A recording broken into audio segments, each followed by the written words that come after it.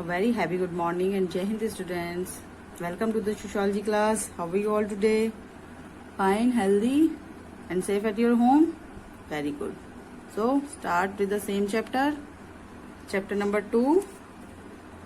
Terms, concept and their use in sociology. In our last class we have discussed about the Jati, Varna, Sanskritization, Desanskritization and dominant caste. And today we will discuss about the social control. Okay, so now start.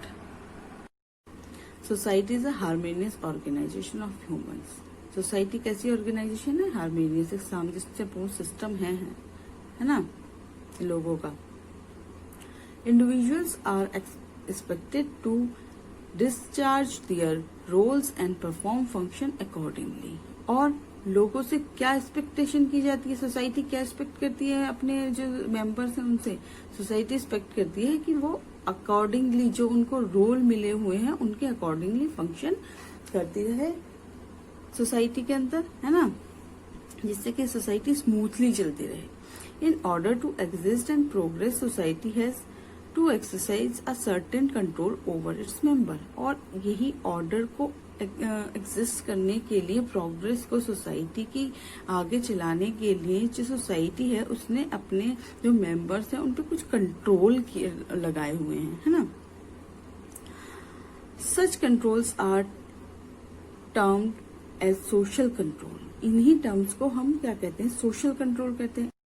According to L. Bernard, social control is a process by which stimuli are brought to bear effectively upon some person or group of persons, thus producing responses and function in the adjustment to the group.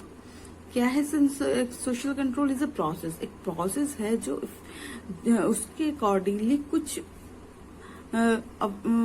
जो controls हैं, कुछ sections हैं, कुछ restrictions हैं जो group पे या किसी पर्सन पे लगाई हुई हैं, जो जिससे कि वो अपनी रिस्पॉन्सिबिलिटी को अच्छे से कैरी कर सकें, अच्छे से निभा सकें, जिससे कि जो सोसाइटी का फंक्शन है वो अच्छे से चले और जो मेंबर्स हैं वो सोसाइटी में ठीक से एडजस्टमेंट कर सकें. ठीक है ना. Now the characteristics of social movement.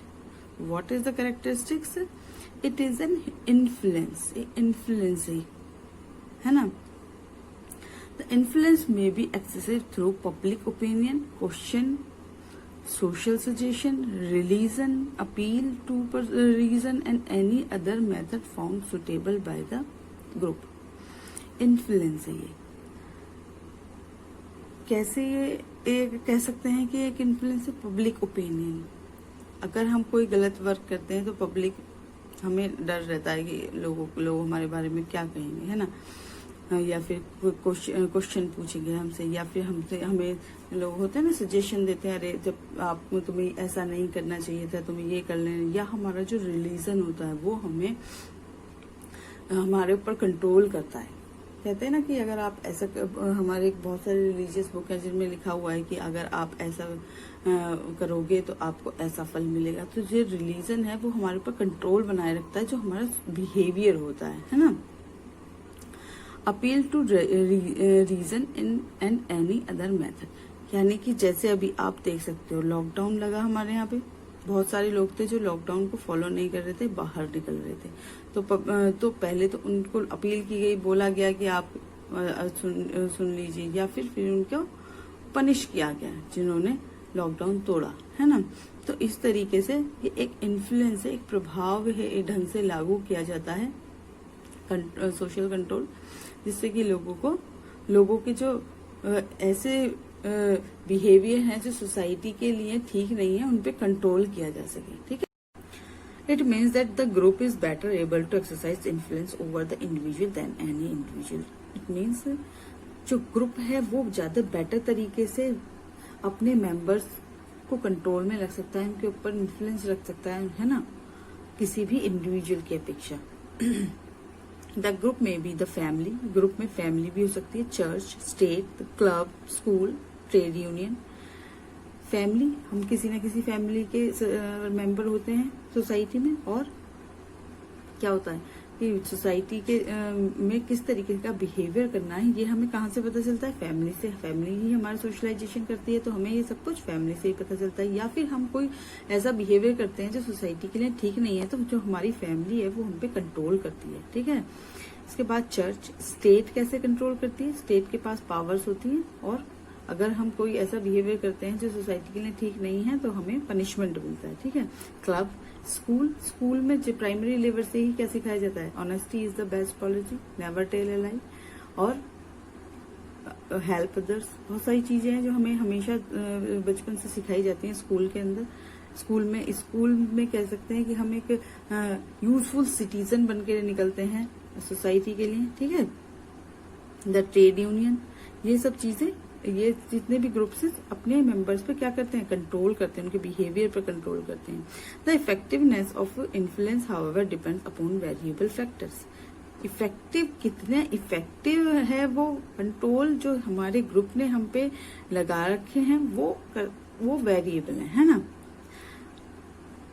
However, sometimes the influences of the family may be vice versa. The influence of the clan may be more effective than that of the church. कभी कभी family का जो कह सकते हैं influence होता है वो कंट्रोल होता है वाइस वर्सा, अपोजिट हो जाता है। क्लेन, कुछ लोग क्लेन को बहुत ज्यादा मानते हैं, जाति को बहुत ज्यादा, कास्ट को बहुत ज्यादा तो उनका इफेक्ट ज्यादा होता है। चर्च के इफेक्ट से भी ज्यादा क्लेन का इफेक्ट हो जाता है, ठीक है, लोगों के ऊपर।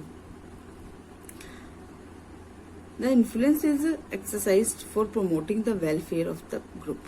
ये इन्फ्लुएंस क्यों होता है? किस लिए, किस चीज को प्रमोट करता है? वेलफेयर ऑफ द ग्रुप, है ना। वेलफेयर के लिए, ग्रुप की वेलफेयर के लिए होता है। As a whole social control is exercise with some specific end in view. The end is always the others in the group, thus an outing to the welfare of the whole group. क्या होता है? ये जो control society अपने members पे लगाती है, किस लिए लगाती है? कि जो सोसाइटी का फंक्शन है वो स्मूथली चलता रहे, और इसके लिए अगर कुछ मेंबर्स को आउट ऑफ ग्रुप करना पड़े तो किया जाता है। और the individual is made conscious of the other existence and their interest. Society में जो इंडिविजुअल्स हैं उनको मतलब ये सिखाया जाता है कि दूसरों के जो इंटरेस्ट है उनके प्रति भी आपको कॉन्शियस रहना है। आपको सिर्फ अपने इंटरेस्ट फुलफिल नहीं करने हैं सोसाइटी के अंदर। Thus it is required to promote the interest of all. दूसरों के इंटरेस्ट भी जरूरी हैं, आपको अपने ही इंटरेस्ट को फुलफिल करने नहीं है। सोसाइटी में दूसरों के इंटरेस्ट के प्रति भी आपको कॉन्शियस रहना है ना। क्योंकि हम कहाँ रहते हैं? एक ऐसी सोसाइटी में रहते हैं जहां हम एक दूसरे पर इंटरडिपेंडेंट है ना। तो इसलिए हमें दूसरों के इंटरेस्ट की भी रेस्पेक्ट करनी पड़ेगी सोसाइटी के अंदर, ठीक है। Need for social control, why we need for social control, क्यों नीड है हमें सोशल कंट्रोल, है ना। Social control is essential for existence of society. Social control society को सुचारू रूप से चलाने के लिए, सोसाइटी के एक्सिस्टेंस के लिए जरूरी है, नीडेड है। Every individual has a separate personality. Every individual has a separate personality. Some people are useful for the society. They think about the development. They think about the inventions. They think about the welfare of the society. But some person are harmful for the society. They think just like terrorist, है ना। No two persons are alike in their nature. दो person जो अलग अलग individuals हैं same नहीं हो सकते, उनके नेचर, आइडियाज सेम नहीं हो सकते, इंटरेस्ट, हैबिट्स एंड एटीट्यूड सब अलग होता है। किसी भी दो पर्सनैलिटी है तो दो तरीके के उनके नेचर्स होंगे, है ना। There is so much difference in the ways of living of the people that at every moment there is a possibility of clash between them. Society में इतने सारे लोग हैं, सबके अपने इंडिविजुअल अलग हैं, अलग अलग सोच है सबकी, सबके इंटरेस्ट अलग अलग हैं, सबकी क्लास अलग अलग है। कोई अपर क्लास से बिलोंग करता है, कोई लोअर क्लास से बिलोंग करता है ना। कोई अपर लोअर से अपर में जाना चाहता है, क्या वे उसको वो फॉलो करता है वहां तक जाने के लिए, ये सब कुछ उनके अलग अलग है ना। और सबके व्यूज क्योंकि अलग होते हैं तो क्लैशेस भी होते हैं, है ना। Therefore social control is necessary. और उन क्लैशेस के लिए नीडेड क्या है? सोशल कंट्रोल, है ना। Protect the interest of all the people living in society. लोगों के इंटरेस्ट को प्रोटेक्ट करने के लिए सोसाइटी में किस चीज की नीड है? सोशल कंट्रोल की नीड है। अगर सोशल कंट्रोल सोसाइटी में ना हो तो क्या होगा? कोई भी किसी को भी मार सकता है ना, कोई भी किसी के भी सामान ले सकता है। इसीलिए सोशल कंट्रोल की क्या है? जरूरत है। To develop cooperative views. Social control क्या डेवलप करता है? Cooperative views. With the help of social control individuals are able to come to contact with each other according to their interest, habits, position and status. Social control की वजह से जो individuals होते हैं वो कांटेक्ट में आते हैं एक दूसरे के according to their interest, habits and position and status. जो same interest, same habit, same position, same status के लोग होते हैं वो एक साथ आते हैं। किसकी वजह से? सोशल कंट्रोल की। Thus they develop the cooperative nature which is basic element of the development of the society। और cooperative they क्या डेवलप करते हैं? कोऑपरेटिव नेचर को डेवलप करते हैं, जिससे कि वो सोसाइटी की डेवलपमेंट के लिए क्या होता है? एक बेसिक एलिमेंट होता है। Cooperation is the basic element of the society. अगर कोऑपरेशन नहीं होगा एक दूसरे, तो सोसाइटी कैसे डेवलप करेगी, कैसे आगे बढ़ेगी, है ना। तो सोशल कंट्रोल का एक ये भी, इसलिए भी हमें सोशल कंट्रोल की नीड है ना। To provide social sanctions. Social control provide social sanctions and social ways of behaviour. They are many norms and customs in every society। Social जो कंट्रोल है वो क्या प्रोवाइड करता है? सैंक्शंस, कुछ रिस्ट्रिक्शंस लगाता है अपने मेंबर्स के ऊपर, है ना। Every individual has to follow them. और हर इंडिविजुअल को, सोसाइटी के हर मेंबर को वो जो सैंक्शंस हैं उनको फॉलो करना पड़ता है। If an individual violates the social norms he is compelled by the social control to observe them. अगर कोई इसको नहीं मानता है तो उसको कंपेल किया जाता है, मजबूरी में उसको ये मानने ही पड़ते हैं। अगर आप बिना हेलमेट के बाहर जा रहे हैं तो आपका चालान कट सकता है, आप, है ना। आपको कंपेल किया जाएगा इसके लिए कि आप हेलमेट लगाइए, ठीक है ना। The above reasons show the need for social control. In modern society the need is greater. इसीलिए हम जो ये जो सभी रीजंस हैं, इनकी वजह से हमें जो सोशल कंट्रोल है उसकी जरूरत है। और मॉडर्न सोसाइटी में तो हमें बहुत ही ज्यादा जरूरत है किस चीज की? सोशल कंट्रोल की, है ना।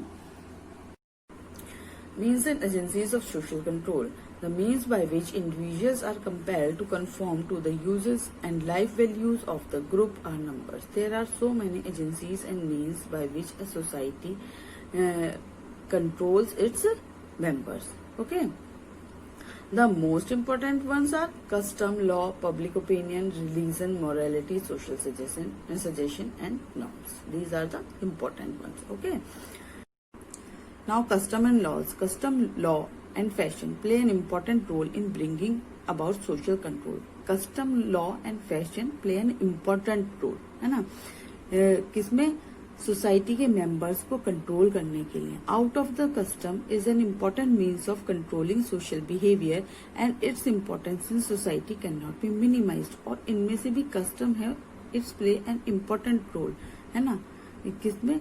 सोशल बिहेवियर के जो मेंबर्स हैं उनके बिहेवियर को कंट्रोल करने में सोसाइटी में एक इम्पोर्टेंट रोल प्ले करता है custom. To what is custom?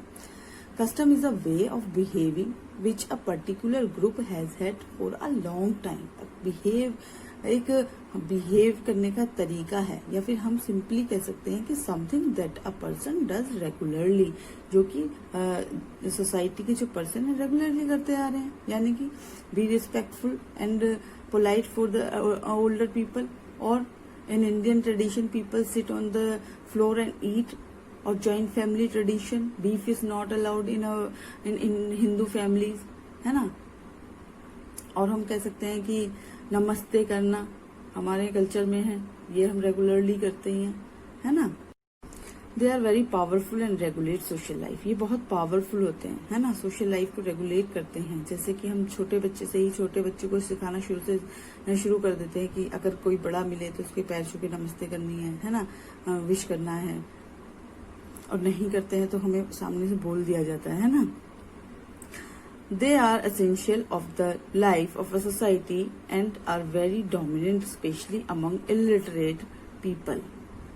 ये बहुत ही ज्यादा सोसाइटी के लिए कैसे तो जरूरी है ना, सोसाइटी को रेगुलेट करने के लिए जरूरी है ये, और डोमिनेंट होते हैं कहाँ पे, जहाँ इलिटरेट पीपल होते हैं, जहाँ इलिटरेट लोग रहते हैं वहाँ ये डोमिनेट करते हैं। जैसे कि जॉइंट फैमिली आज मतलब ये मॉडर्न सोसाइटी में बहुत कम पाई जाती है, लेकिन जो रूरल एरियाज है वहाँ जॉइंट फैमिली अब भी पाई जाती है ना। They preserve our culture and transmit it to the succeeding generation. ये क्या करती है, हमारे कल्चर को प्रिजर्व करती हैं और ट्रांसमिट करती हैं कहाँ, हमारी जो आगे जनरेशन टू जनरेशन ये सारे कल्चर्स, ये सारे कस्टम्स को कहाँ ट्रांसमिट करती है, हमारे आगे हमारे जो यंग वंस है उनमें, है ना, जो हमारी न्यू जनरेशन है। They bring people together and develop social relation among them. ये लोगों को एक साथ लाती हैं और उनमें सोशल रिलेशन को डेवलप करती हैं। जैसे कि हम फेस्टिवल सब लोग एक साथ मनाते हैं, ये भी हमारे कस्टम का ही एक कह सकते हैं हिस्सा है। इसमें हमारे जो कह सकते हैं जो रिलीजियस सारे फंक्शंस, रिलीजियस सारे फेस्टिवल्स हैं वो सब आते हैं, ठीक है। According to Bogarts, custom and traditions are group accepted techniques of controlling that have become well established, that are taken for granted and that are passed along from generation to generation.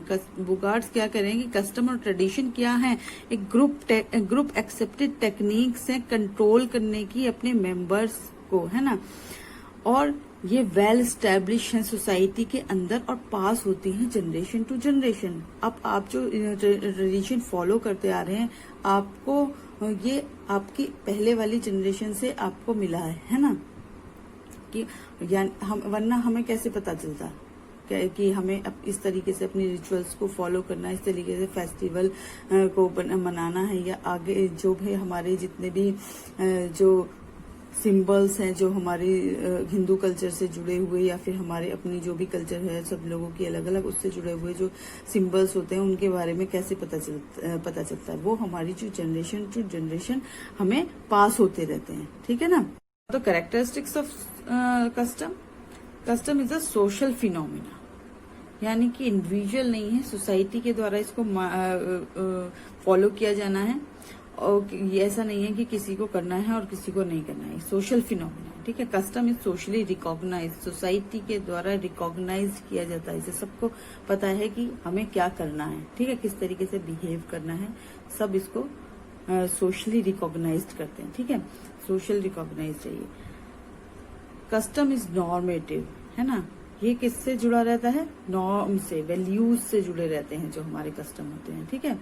Custom has great social significance, custom has a great social significance, custom को हम कह सकते हैं ये important है society के लिए, है ना, सोशली इसकी सिग्निफिकेंस बहुत ज्यादा होती है, लोगों के लिए बहुत महत्वपूर्ण होते हैं इस जो कस्टम्स होते हैं, है ना, और इनको जो फॉलो भी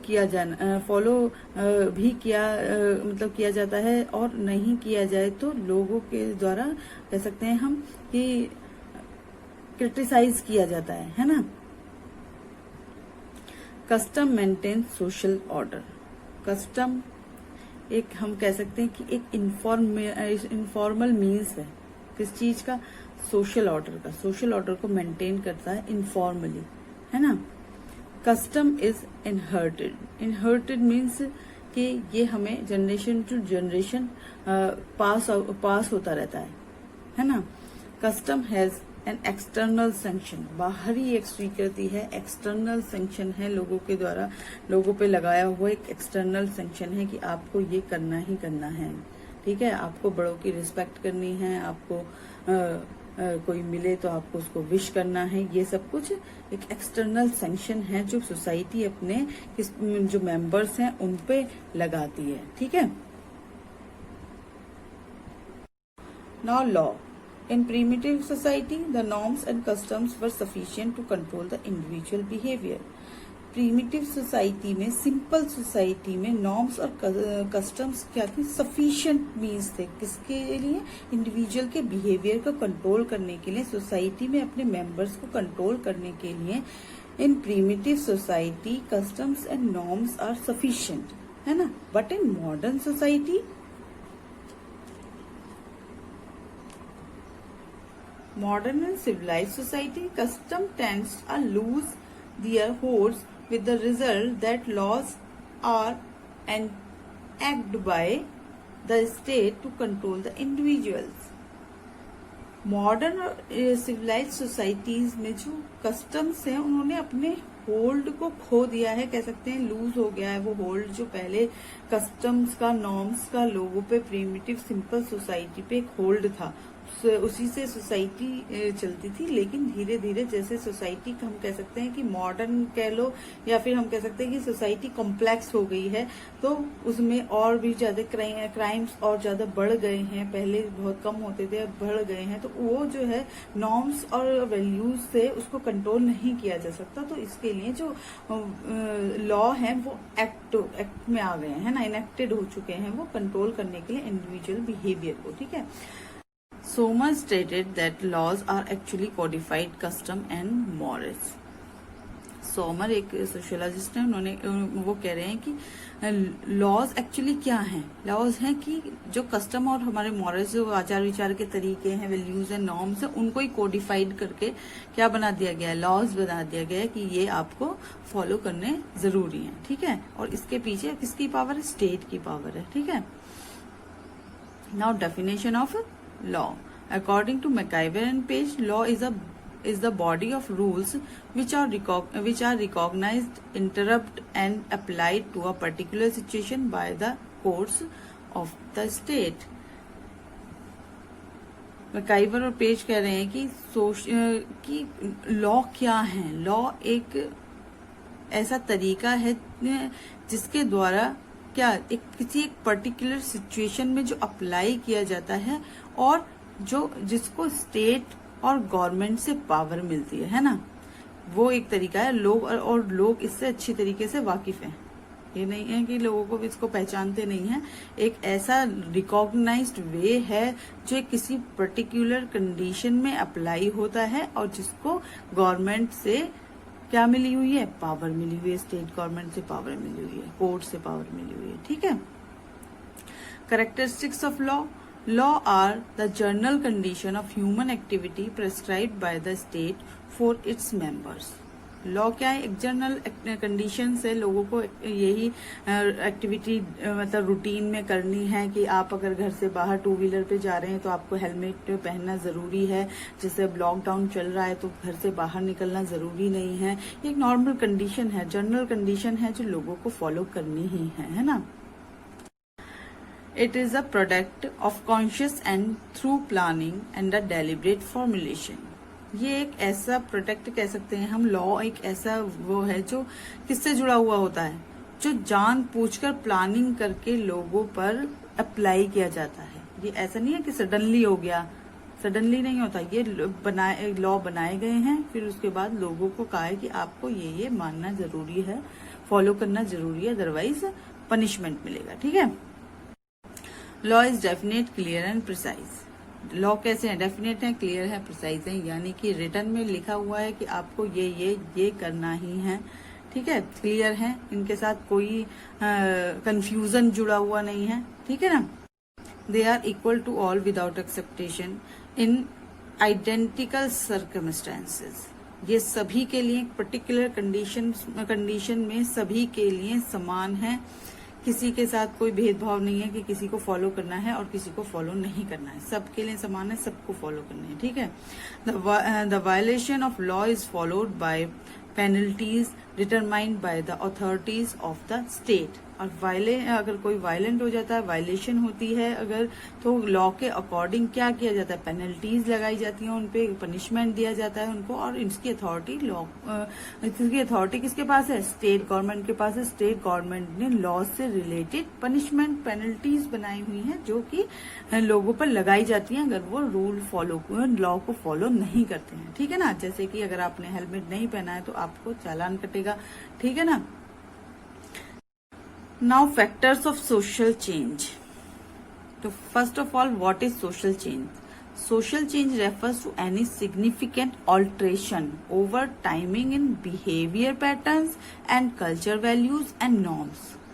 बिहेवियर पैटर्न्स में, कल्चर वैल्यूज में, नॉर्म्स में लोगों के चेंज आना, ये एक कह सकते हैं नेचुरल है ना, नेचुरल वे है चेंज का। और ये चेंज होता ही रहता है सोसाइटी में। आप देखिए कि जैसी क्या सोसाइटी पहले थी, क्या आज ऐसी है, और जैसी आज है ऐसी आगे नहीं होगी।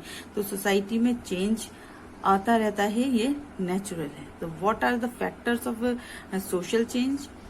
There are numbers of factors that bring about social change.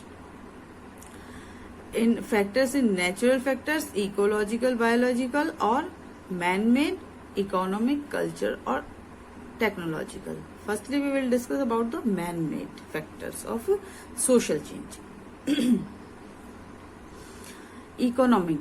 Economic changes में हम डिमोनेटाइजेशन को ले सकते हैं, कि जो रिसेंटली है, आप लोगों को भी बताया, जो 500 और 1000 के नोट कैंसिल कर दिए गए थे। तो एक बड़ा चेंज था इकोनॉमी के लिए, एक बड़ा चेंज था, बहुत ज्यादा इसने कह सकते हैं कि एकदम से उथल पुथल मचाने वाला एक चेंज था ये, है ना। और अगर हम पास्ट में जाएं तो इंडस्ट्रियलाइजेशन, कैपिटलिज्म, ये सब इकोनॉमिकली चेंज थे, है ना। और टेक्नोलॉजिकली कहें तो टेक्नोलॉजी में पास्ट की टेक्नोलॉजी को आप देख सकते हैं और प्रेजेंट की टेक्नोलॉजी आप देख सकते हैं। पहले हमारे पास फोन करने के लिए लैंडलाइन फोन हुआ करते थे, अब हमारे पास, फिर उसके बाद जो मोबाइल फोन है वो आए, मोबाइल फोन में भी अब स्मार्टफोन आ चुके हैं, है ना। तो आप देख सकते हो टेक्नोलॉजी। कंप्यूटर में देख लीजिए, पहले कंप्यूटर किस तरीके होते, उसके बाद चेंज हो के लैपटॉप्स भी आ गए, और अब तो और भी ज्यादा, पहले बहुत भारी भारी कंप्यूटर हुआ करते थे, अब तो बहुत ही स्लिम कंप्यूटर्स भी आ चुके हैं, है ना। ये टेक्नोलॉजिकली चेंज है जो सोसाइटी में धीरे धीरे आ रहा है। और कल्चरल, हमारी जो ये इकोनॉमिक और टेक्नोलॉजी की जो इम्पैक्ट है वो हमारी किस पे पड़ती है? कल्चर पे पड़ रही है। टेक्नोलॉजी का इम्पैक्ट तो बहुत ज्यादा हमारे कल्चर पे पड़ रहा है। क्यों पड़ रहा है? क्योंकि जो हमारे बच्चे हैं वो टेक्नोलॉजी यूज करते हैं, हर वक्त फोन में ही लगे रहते हैं, है ना। और कल्चर को जैसे हम कहते हैं कि भूलते जा रहे हैं धीरे धीरे। तो ये जो फर्क पड़ता है इकोनॉमी का और टेक्नोलॉजी का, हमारी सीधा कल्चर पे पड़ता है। फैशन के अकॉर्डिंग हमारी जो कल्चर है वो चेंज होती जा रही है ना। जो पहले रिस्पेक्ट हुआ करती थी ओल्ड पीपल की सोसाइटी में, वो धीरे धीरे कम होती जा रही है ना। तो हम कह सकते हैं कि जो कल्चर है वो धीरे धीरे हमारी वो चेंज होती जा रही है, ठीक है। या फिर फेस्टिवल जो हम पहले मनाते थे उनको मनाने का तरीका अब चेंज हो गया है ना। जॉइंट फैमिली की जगह किसने ले ली है? न्यूक्लियर फैमिली ने ले ली है। तो ये सारे कल्चरल चेंज है जो मैन मेड है। Ecological factor, man has stepped into space but his control over geographical phenomenon is negligible। चांद पे पहुंच गए हम लोग, स्पेस में चले गए हैं, लेकिन अभी भी ज्योग्राफिकल फिनोमिना के ऊपर जो मैन का कंट्रोल है, कह सकते हैं कि वो एकदम ना के बराबर है ना। क्यों? इस बात के लिए क्यों कह सकते हैं? क्योंकि हम नेचर पे हमारा कंट्रोल नहीं है। नेचर पे कंट्रोल हमारा क्यों नहीं है? हम फोरकास्ट कर सकते हैं कि अर्थक्वेक आने वाला है, लेकिन क्या हम अर्थक्वेक को रोक सकते हैं? नहीं रोक सकते, है ना। Nature if two prove it's might has many a time shown it's devastating power. Nature हमें बहुत बार दिखा चुकी है अपनी, हमसे कहते हैं कि एक डिस्ट्रॉइंग करने वाली जो पावर है, अपनी शक्ति को हमें नेचर बहुत बार शो कर चुकी है ना। वो या तो फ्लड है या फिर कह सकते हैं सुनामी है, किसी के भी थ्रू हमने बहुत बार, अभी आपने रिसेंटली अभी अम्फन करके कोई तूफान आया था, उससे पहले भी एक और आया था, या फिर हम ये पैंडेमिक भी कह सकते हैं, कोरोना जो चल रहा है ये भी हम कह सकते हैं कि एक नेचुरल डिजास्टर बोल सकते हैं इसको। ये तो कितने लोग इससे ज्यादा इन्फेक्टेड हो चुके हैं, है ना। Human history is full of example where flourishing civilizations were wiped out by natural calamities. For example, civilization of Mohenjo-daro and Harappa are said to have been lost as a result of an earthquake. बहुत सारी फ्लॉरिशिंग civilisation किससे खत्म हो चुकी हैं, natural calamities से खत्म हो चुकी हैं। जैसे कि कहा जाता है कि मोहनजोदारो और हड़प्पा की जो सिविलाइजेशन थी वो अर्थक्वेक से खत्म हुई थी। ठीक है, तो हम जो नेचुरल कह सकते हैं कि उस पे हम कंट्रोल नहीं कर सकते, जोग्राफिकल फिनोमिना पे हम कंट्रोल नहीं कर सकते। ये जो नेचर के थ्रू जो चेंजेस हैं वो उनको हम नहीं बदल सकते, है ना। To a large extent the geographical condition include the kind of clothes the people wear, food they eat, and the language they speak, etc. However, earthquake, flood, storm, and other natural events are known to change the social structure suddenly. Geographic conditions में क्या क्या include होता है? Cloth, जो people जो कपड़े पहनते हैं, जो वो खाना खाते हैं, लैंग्वेज जो बोलते हैं, वो सब हमारी जोग्राफिक कंडीशंस में ही आती हैं। लेकिन फिर भी हम जो अर्थक्वेक है, फ्लड है, स्टॉर्म है, नेचुरल जितने भी इवेंट्स हैं उनको रोक नहीं सकते, और वो एकदम सडन चेंज लेके आती हैं सोसाइटी में, है ना। ये जितने भी मैन मेड जितने भी करंट फैक्टर्स हैं सोशल चेंज के, वो धीरे धीरे होते हैं, है ना। प्रोसीजर है एक उनका, वो धीरे धीरे होते रहते हैं। लेकिन जितने भी नेचुरल चेंजेस सोसाइटी में होते हैं वो एकदम से कैसे होते हैं, सडनली होते हैं। अर्थक्वेक आया, सडनली पूरा शहर खत्म हो गया, है ना। ये सडनली है, वहां के लोगों के सोशली, इकोनॉमिकली सब चीज, सारे ही एस्पेक्ट उससे क्या होते हैं, उस सब चीजों पे इम्पैक्ट पड़ता है उसका। जैसे कि ये चल रहा है, कोरोना पैंडेमिक चल रहा है, सभी चीजों पे, इकोनॉमिकली भी लोगों पे फर्क पड़ रहा है इससे, मेंटली भी और सब तरीके, सोशली भी, सब पूरे सभी एस्पेक्ट्स पे ये लोगों के क्या डाल रहा है, इम्पैक्ट डाल रहा है। तो हम कह सकते हैं कि जो नेचुरल जो फैक्टर्स हैं सोशल चेंज के, ना तो हम उसको कंट्रोल कर सकते हैं, है ना, और वो एकदम सडनली होते हैं। और मैन मेड जो है वो धीरे धीरे होते हैं, एक प्रोसीजर के थ्रू होते हैं। ठीक है। So students, what we have learn today, we have learn about the social control, its characteristics, means and agencies of social control, custom, law and definition of law, characteristics of law and factors of social change. I hope all contents are clear for you. If you have any problem, any query, you can call me or text me. So this chapter is complete now. In our next class, we will start new chapter. Okay, students? So bye bye. Jai Hind. Take care and stay home. Stay safe. Bye bye.